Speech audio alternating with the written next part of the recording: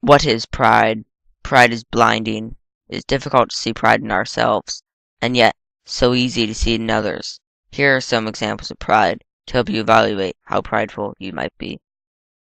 Now, to help me with this, my good friends Dave and Fred have come.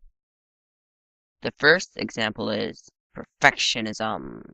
People who strive for everything to be perfect often do so for recognition. They may do it so they can feel good about themselves, whatever the reason.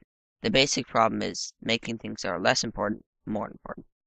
Now, Dave, he's a perfectionist, and trust me, I've seen his house. But you may ask, Ben, what's the opposite of pride? Well, that's easy. It's humility. What is humility? Well, a humble person lives differently than a proud one.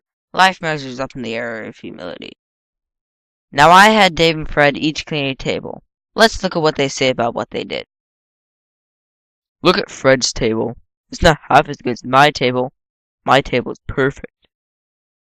Well, my table's not as good as Dave's, but it looks good.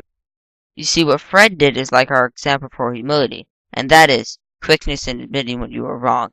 Humble people have no problem in saying, I was wrong, you were right. Thank you for telling me.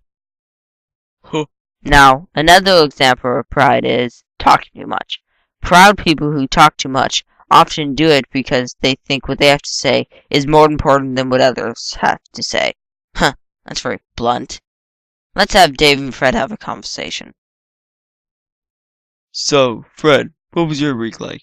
Well, I went to the zoo. That's nice. But I have one question. What do you think of my hair? I mean, isn't it just amazing? And this shirt, it's fabulous. And these pants, custom. Well, I went to the zoo, Dave has a lot of played things with to the say, kittens, and a lot of and it's the important. lion. I The think Barbie I'll car is just just listen. fabulous. It's amazing, totally awesome. And this economy. Now, Fred was being a good listener.